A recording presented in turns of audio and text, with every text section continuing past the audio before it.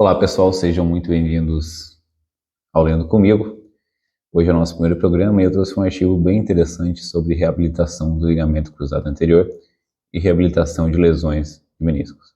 Então, vamos lá. Eu estava lendo esse artigo hoje, separei alguns itens nele, grifei algumas partes para a gente estar lendo. Eu tento fazer isso com uma certa frequência, e vocês provavelmente vão ver muitos artigos aqui relacionados à lesão de ligamento cruzado anterior, lesões de pubis, lesões musculares, lesões crossfit, enfim, muitos artigos relacionados às lesões do esporte. Bom, vamos ao que de fato interessa aqui, né? Eu vou compartilhando agora o artigo com vocês, só para vocês verem o nome do artigo, né? Rehabilitation after anterior cruciate ligament in meniscal injuries. A best evidence synthesis of systematic reviews for Optic Knee Consensus. Então, né, é uma espécie de consenso aqui da Optic Knee a respeito das lesões de ligamento cruzado anterior, aliás, do tratamento das lesões de ligamento cruzado anterior e das lesões de menisco, né? Esse grupo, vocês podem ver, tem vários autores aqui. É um grupo de estudos, pesquisadores que vêm da Austrália, vê alguns pesquisadores ali da Dinamarca, Colômbia, né, no Canadá, Vancouver, aliás. Então, pesquisadores de todo mundo para fazer esse consenso. Qual que é a ideia aqui? Eu trouxe alguns itens já grifados para a gente estar falando a respeito de uma maneira mais específica. Antes desse artigo, né, esse artigo foi publicado na British Journal Sports Medicine. Vocês podem ver nesse cantinho superior à direita aqui. E, bom, a British Journal Sports Medicine, ela tem um fator de impacto altíssimo, considerando nosso escopo, né, aqui da área 21 da CAPES. Né? Tem um escopo ali, aliás, um fator de impacto em torno de 18. Isso é muita coisa quando a gente fala dos estudos da nossa área. Dependendo da área, a gente considera às vezes 3, 4, um fator de impacto já alto. Então, 18 a gente não precisa nem falar que é muito alto, né? E o que é fator de impacto especificamente se você não tem tanto contato com artigos, né? É basicamente o quanto que aquele artigo causa de relevância na comunidade científica. Então é meio que o quanto que aquela revista tem de ibope no ambiente científico. Então ele traz aqui, grifado em amarelo, duas setinhas, o que a gente já sabe antes desse artigo ser escrito, né? Que as lesões de ligamento cruzado anterior, ACL, né? ACL, ACL e lesões meniscais são frequentemente associados a desfechos ruins pós-operatórios, dificultando bastante os níveis pré-lesão, principalmente quando a gente fala de retorno ao esporte. E esse pequeno consenso, e há um pequeno consenso que deixa as lesões de ligamento cruzado anterior e de meniscos com uma reabilitação parecida. Porém, os estudos prévios geralmente são muito heterogêneos, então a gente dificilmente tira muitas conclusões desses estudos prévios. Tem ainda aqui na caixinha à direita o que esse estudo adiciona, mas no final a gente fala a respeito disso. Vamos entender um pouquinho aqui a respeito. Bom, ele começa com uma introdução aqui a respeito sobre lesões de ligamento cruzado anterior, rupturas meniscais, como que elas acontecem, né? Geralmente por mecanismo traumático ou não, na verdade, né? Se a gente parar para pensar, lesões de ligamento cruzado anterior geralmente acontecem por mecanismo não traumático. As lesões meniscais, por muitas vezes, também, né? Um componente que muitas vezes o indivíduo lesiona sozinho. Quando a gente fala de LCA, em torno de 2/3 geralmente acontecem com o indivíduo rodando sozinho, ou saltando, ou desacelerando sobre a própria perna e lesionando. Então, apenas 1/3 das lesões, em média, são traumáticas de ligamento cruzado anterior. E 2/3, aqui grifado em vermelho, 2/3 dos pacientes não retornam aos seus níveis pré... Opa! Cliquei no número aqui, foi lá para baixo. Vou voltar lá em cima. Falha técnica aqui. Vamos embora. Eita. Acho que começa falando aqui sobre o contexto mais ligado às lesões, né? A dificuldade de retornar ao esporte, onde apenas 2/3 dos pacientes, aliás, 2/3 dos pacientes não retornam ao seu nível pré-lesão, quando a gente fala de esportes, em lesões de ligamento cruzado anterior, em reconstrução do ligamento cruzado anterior. E além disso, em torno de 1/4 acabam tendo uma lesão recorrente de LCA, seja no joelho operado ou no joelho contralateral, no joelho do outro lado. Os indivíduos jovens, adultos, partem para uma cirurgia meniscal, têm resultados semelhantes quando a gente fala de retorno ao esporte, em torno de 67% a 89% apenas dos indivíduos voltam ao esporte de uma maneira eficaz. E 21% deles acabam tendo uma falha aí no seu reparo, né, precisando de uma segunda cirurgia. Então você pensa que a cada 10 indivíduos que fazem o reparo de menisco, indivíduos jovens, adultos jovens, 2 precisam fazer uma nova cirurgia. Bastante coisa. Aqui no final desse parágrafo, grifado em vermelho, tem um negócio interessante. Ó. Half of injured individuals will develop symptomatic osteoarthritis within 10 years. Então, o que isso quer dizer? Né? Que metade dos indivíduos acabam evoluindo para uma osteoartrite de uma forma mais acelerada, porém, depois da vírgula aqui, a gente vê o quê? Seja com indivíduos que vão para o tratamento operatório ou não.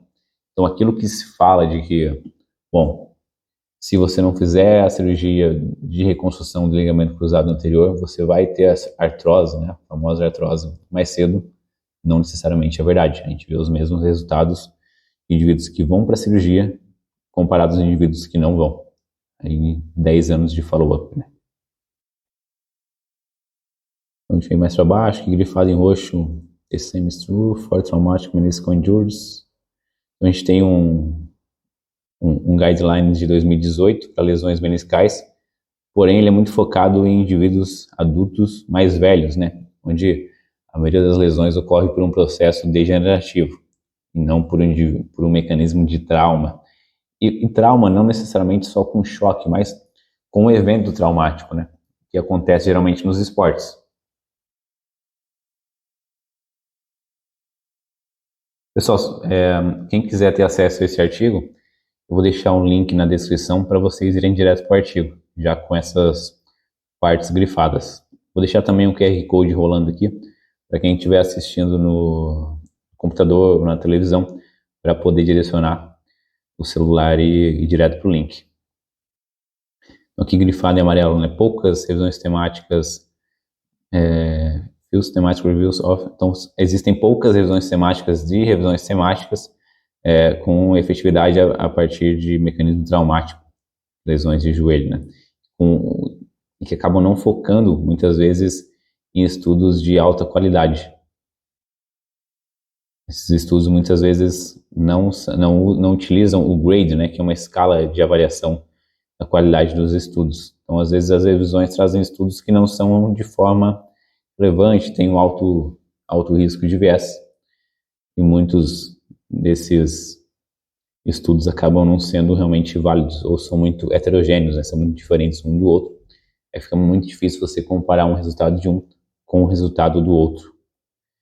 Aqui em azul, ele traz o objetivo dessa revisão. Né? O objetivo dessa revisão sistemática é criticar e sintetizar uma revisão sistemática que evidencia ensaios clínicos randomizados acessando intervenções de reabilitação de ligamento cruzado anterior ou de lesões meniscais e improve de uma maneira e traga de uma maneira mais que traga resultados relacionados ao sintoma, à função, resultados clínicos, de resultados psicológicos ou qualidade de vida e prevenir lesões e resultados referentes a relesões, né?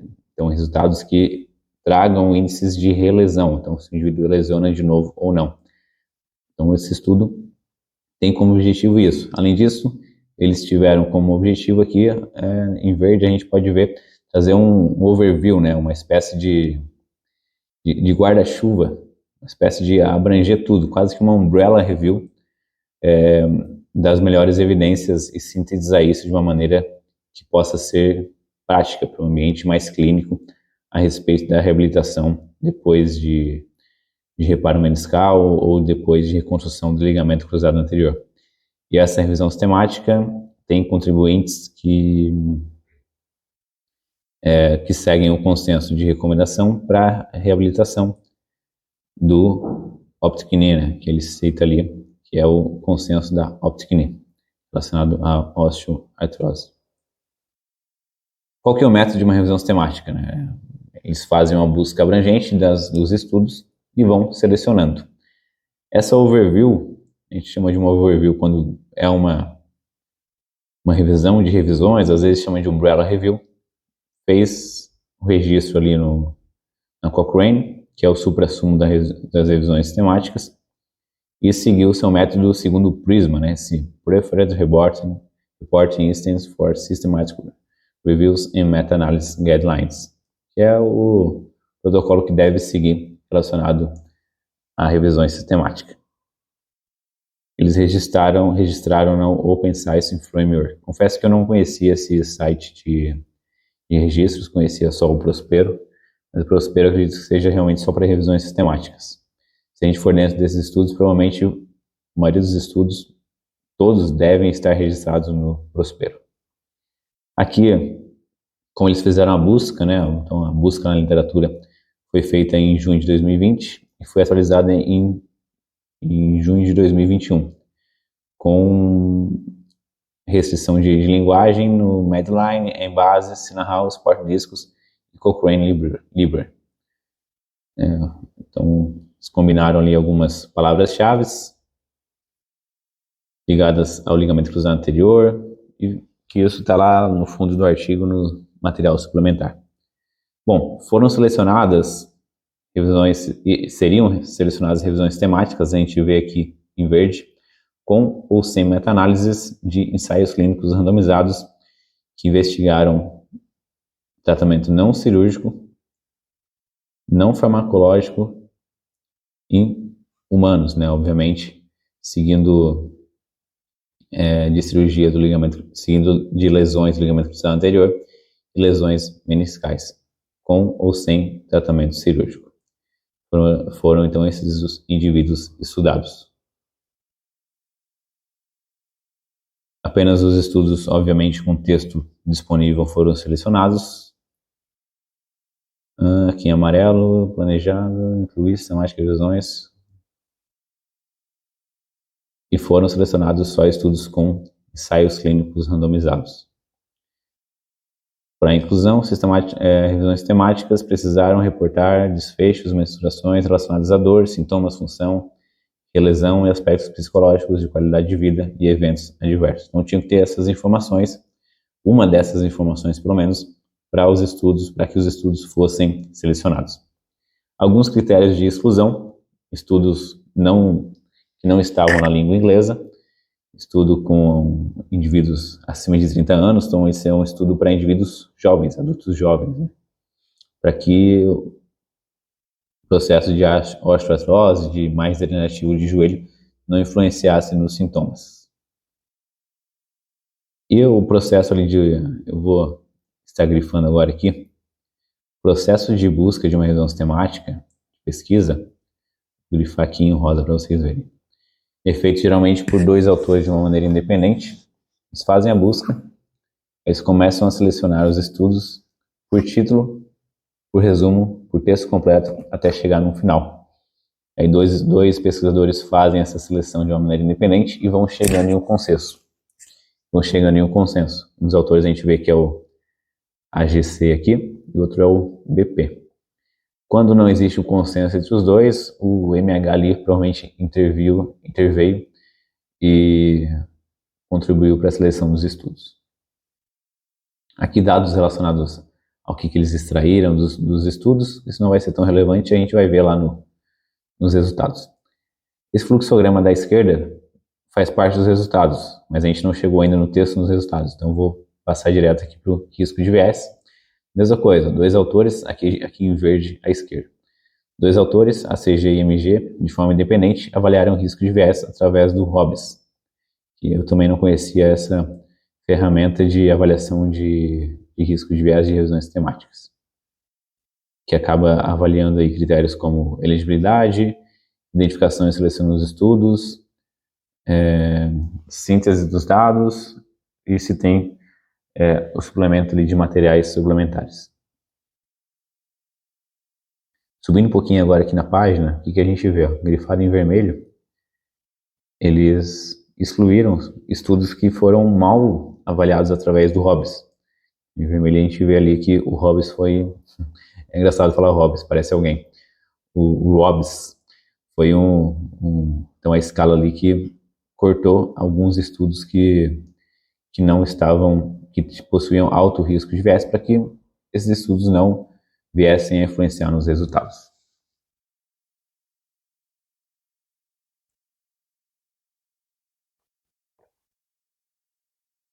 Então, ainda aqui, ó, participando dos métodos em azul, a gente vê que participaram desse estudo, né, o público envolvido, 2 indivíduos com uma alta experiência em lesões de ligamento cruzado anterior, reconstrução, e 4 clínicos, né, envolvendo fisioterapeutas, ortopedistas, e contribuíram para priorizar melhor o tema na internet e dessa forma poder facilitar o processo de seleção dos estudos.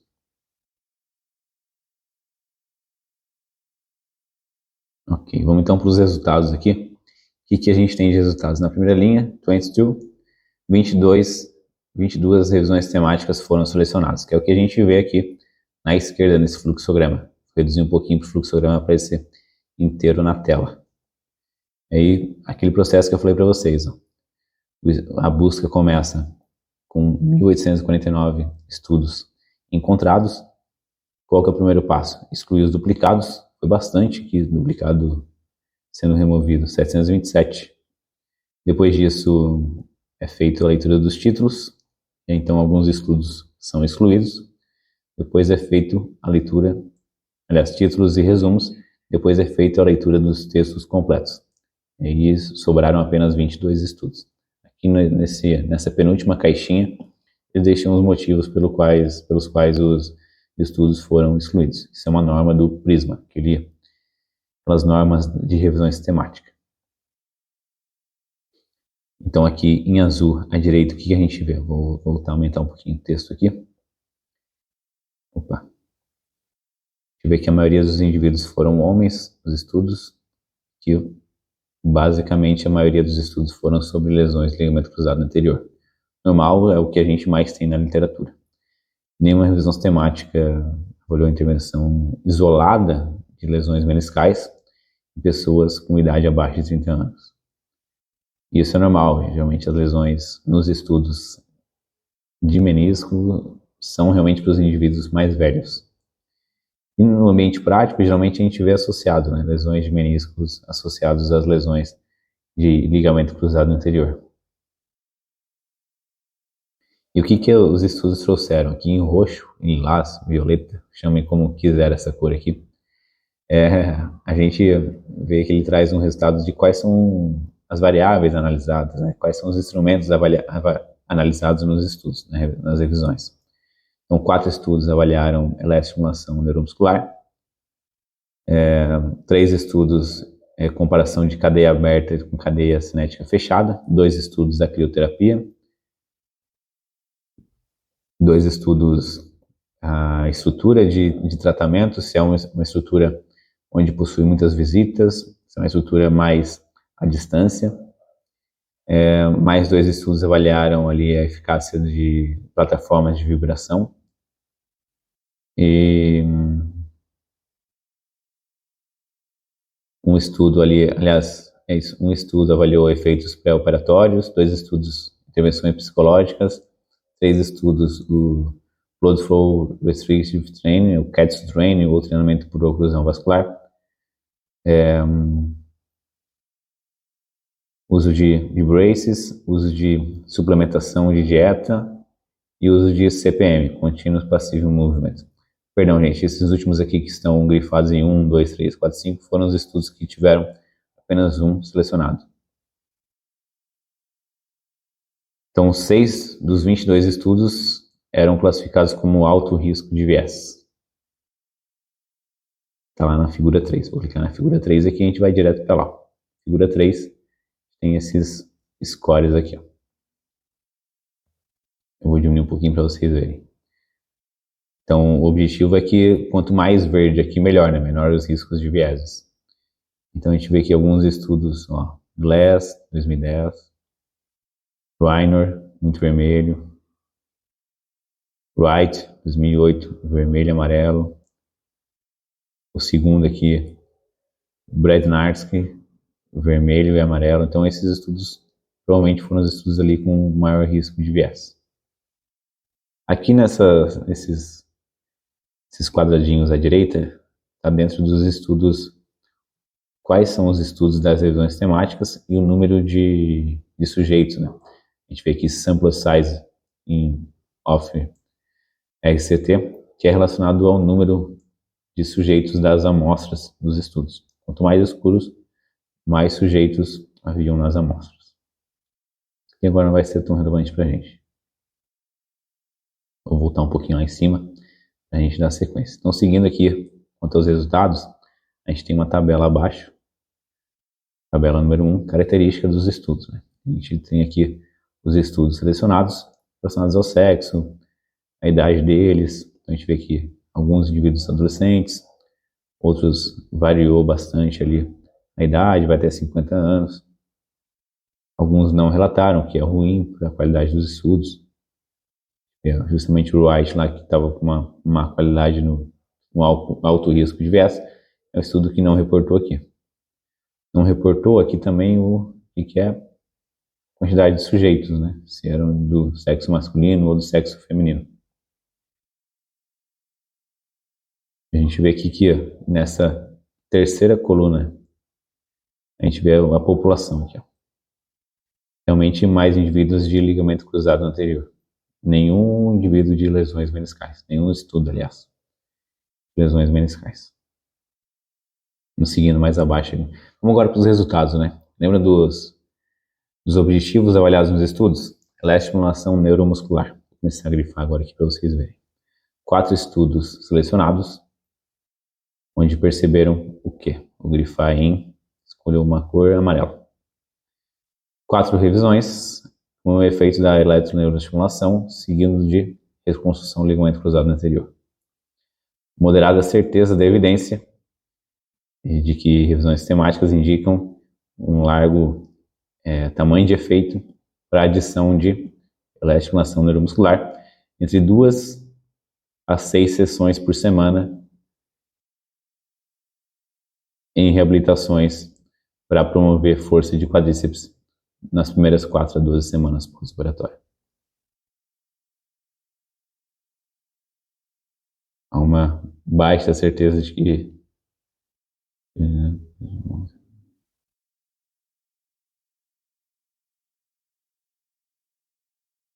então, a estimulação neuromuscular aqui possui uma moderada certeza de que é bom utilizar até 12 semanas, variando aí de 2 a 6 dias na semana.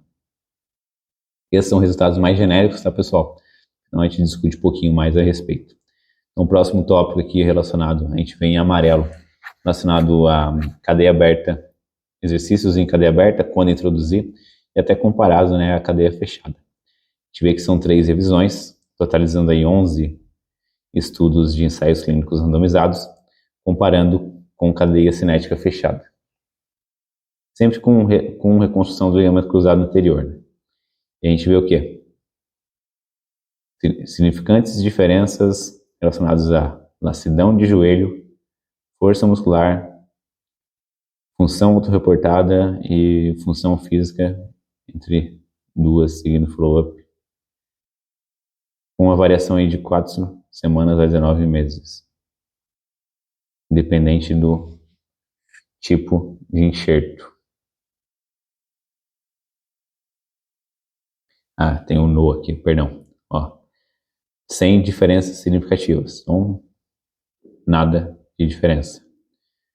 Moderada certeza da evidência de que indicam não diferença na lacidão ligamentar. Então não tem diferença, gente. E aqui em azul a gente pode concluir o quê? Conclui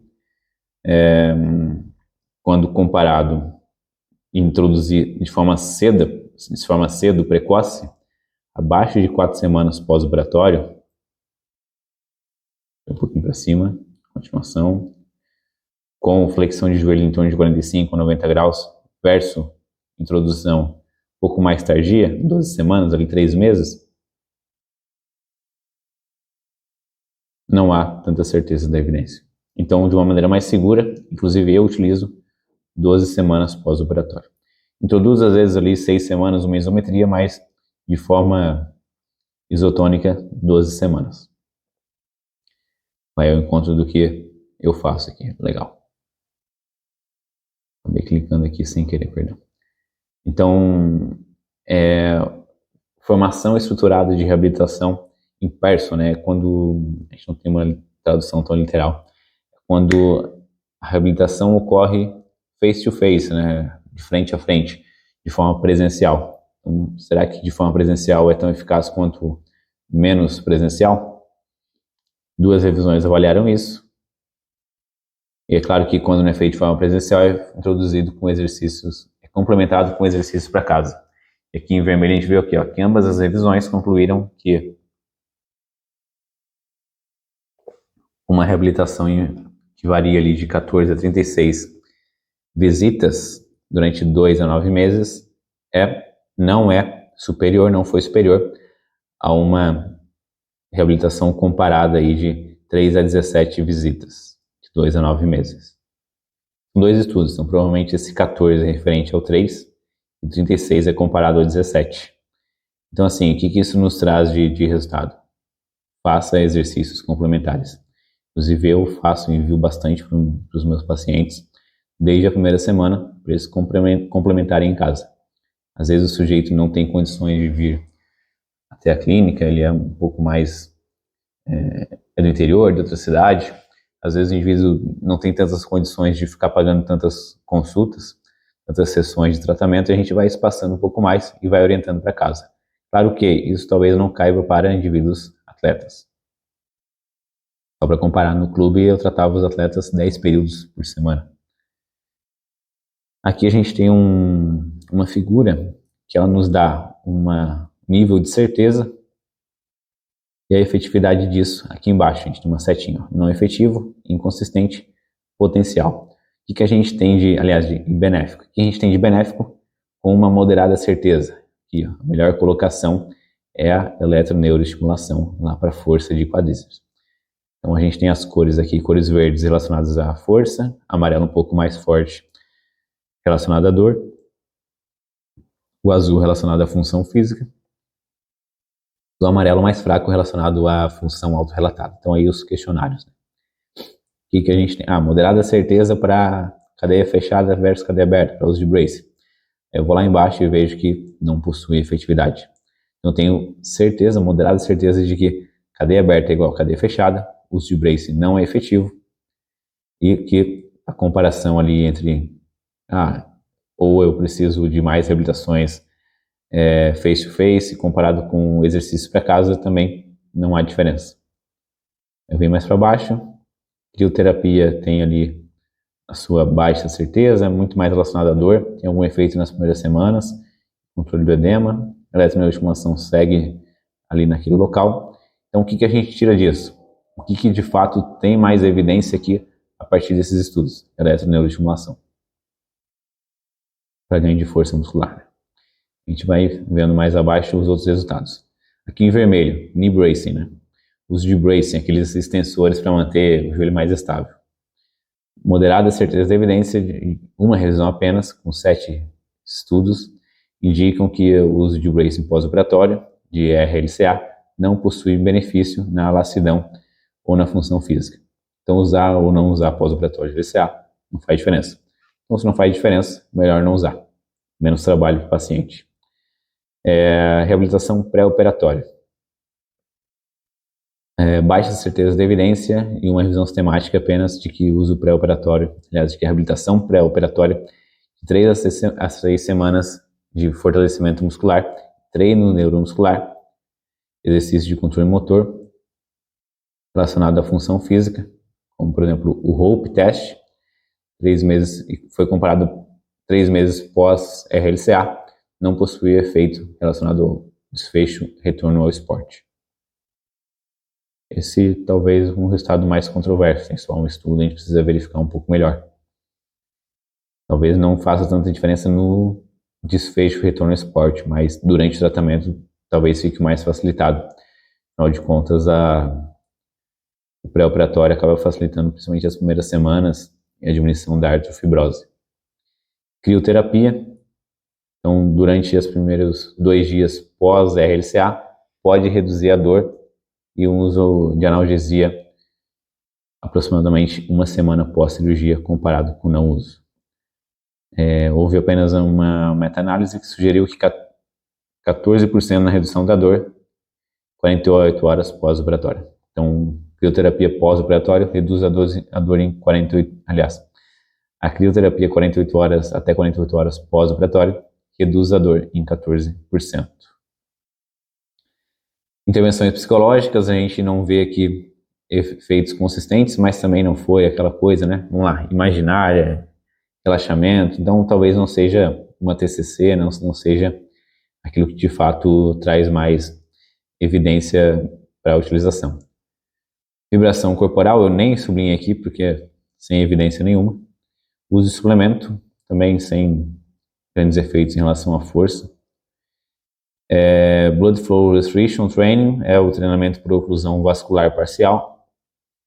E percebeu-se que não há tanta diferença sozinho comparado na força de quadríceps. O que a gente vê aqui em azul? O exercício em baixa intensidade, que é assim que ocorre o Blood Flow Resistance Training, nas primeiras 2 a 16 semanas pós-RLCA, resulta em melhora no quadríceps e massa corporal com uma baixa intensidade sozinho. Então, é interessante utilizar principalmente nos indivíduos que possuem dor. A partir da 2ª semana, talvez não. Talvez seja mais interessante nos exercícios que envolvem de fato o quadríceps e não o fortalecimento de quadril, como é o Single Leg Rise, o SLR, que mantém uma isometria. Então, o exercício com afundo, cadeira de censura são estratégias interessantes. Utilizo bastante, principalmente nos indivíduos que têm dor anterior do joelho nos períodos que começam a caminhar ou aumento de carga durante o tratamento. Controle de exercícios neuromusculares. Produz aí um efeito relacionado a quadríceps e força e aumento na função. Isso faz parte do tratamento. E o CPM, Continuous Passive Movement. Muito baixa a certeza da evidência e apenas uma revisão sistemática indicou que o CPM durante a primeira semana pós-RLCA não é mais efetivo no ganho de ADM, no ganho de mobilidade e na dor do que amplitude de movimento ativo, exercícios ativos. Então é um custo que não vale a pena. Para quem não sabe o que é o CPM, eu vou pôr um vídeo aqui do lado ou uma foto de alguém utilizando para ter alguma certeza. Editor, dá uma ajudinha aí. Bom, em relação à discussão, tem um macete que é o seguinte. Está com preguiça de ler o estudo? Vai lá no primeiro parágrafo da discussão. Isso é um macete, mas você precisa ler o paper inteiro. Como diria Léo Costa, LPPI. Leia a porra do paper inteiro. Vamos lá. O que a gente tem basicamente de resumo? The strongest level of evidence. Então, moderada certeza de que estimulação neuromuscular melhora a força de quadríceps. Cadeia aberta versus cadeia fechada, exercícios possuem efeitos similares na força de quadríceps, na função de joelho e na laxidão de joelho. Laxidão é relacionado à instabilidade. Quanto maior a laxidão, maior a instabilidade de joelho. Exercícios para casa podem ter efeitos similares se comparados aos exercícios feitos pessoalmente em sessões de fisioterapia. E o item 4 aqui, baixa efetividade do pós-operatório no uso de bracing e nenhuma diferença na laxidão de joelho. Basicamente, é isso que a gente encontra nessa revisão sistemática. Ainda grifei algumas outras partes aqui.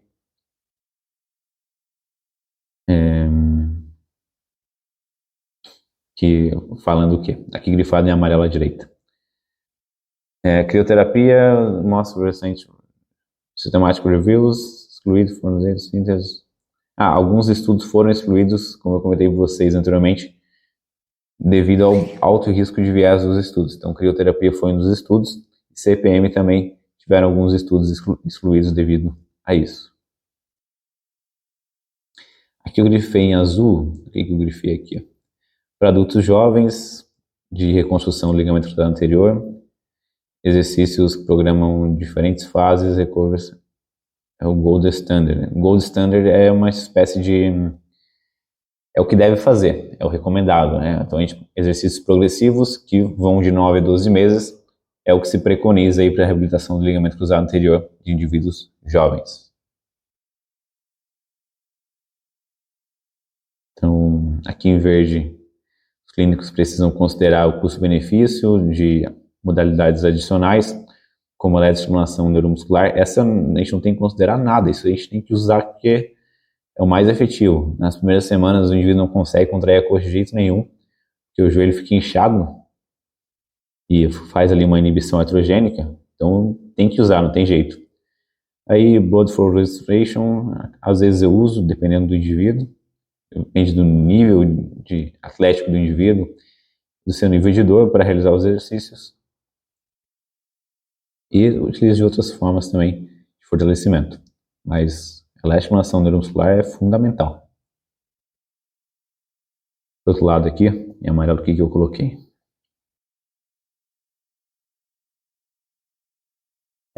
Quando os sintomas acabam persistindo, mesmo depois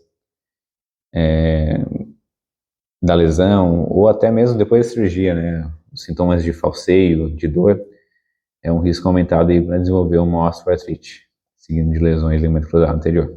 Então, se tem sintomas de instabilidade, precisa operar. Não tem jeito. Claro, depende do perfil também, né, gente? Eu vou relevar isso aqui. Mas é um atleta e está sentindo instabilidade, tem que operar.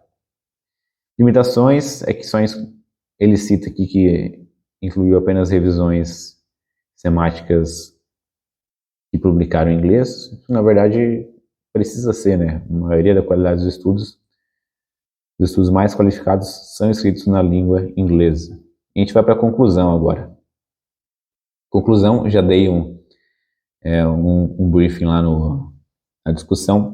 Moderada evidência de que pela estimulação neuromuscular aumenta a força de quadríceps, cadeia aberta comparada com um exercício de cadeia fechada possuem similaridade. Assim, vai usar os dois, né? Cada um no seu momento. Eu, particularmente, uso cadeia aberta a partir da 6ª semana, em isometria, e a partir da 12ª, 13ª semana, cadeia aberta full, cadeia aberta total. Número 3 aqui, exercícios bem estruturados são tão efetivos quanto exercícios pessoais, exercícios de forma pessoal, né? Face to face. Na verdade, deve utilizar os exercícios para casa, né? Sempre com recomendações.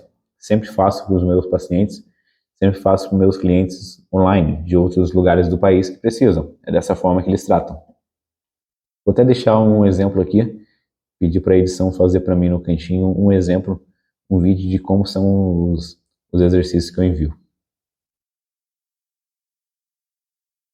E 4, baixa efetividade pós-operatória de bracing em relação à função e lacidão de joelho. Então, não tem por que usar o bracing. O bracing realmente vai mais para lesões meniscais, de estrutura de menisco. E LCA de forma isolada não faz muito sentido. Agora voltamos para aquele quadrinho lá no início. O que esse estudo adiciona? 22 revisões temáticas, isso a gente já sabe, a gente acabou de ver. Alta evidência de que a reabilitação de ligamento cruzado anterior, essa é uma alta evidência e traz que a reabilitação de ligamento cruzado anterior nessa revisão mostra moderada certeza de uso de estimulação neuromuscular, cadeia aberta versus cadeia fechada, aquilo que eu acabei de falar lá na conclusão, né? Aquelas coisas que já ficaram bem claras, eu falei já na discussão, falei na conclusão também. Vou realçar aqui em rosa para vocês. Há uma certa urgência aí de precisar de estudos de alta qualidade, isso praticamente todas as revisões trazem, porque sempre tem aí alguns estudos de qualidade duvidosa inclusos. Infelizmente, né, a gente não encontrou evidências aí nessa revisão sistemática relacionadas a estudos de lesões meniscais em adultos jovens. Bom, pessoal, esse foi o Lendo Comigo de hoje, aqui com o artigo da British Journal of Sports Medicine, publicado na metade do ano passado. Interessante aí algumas recomendações do consenso da Optic a respeito de reabilitação do ligamento cruzado anterior, só LCA, porque de menisco não teve nada. E vou deixar o link na descrição para vocês acessarem o artigo já com esses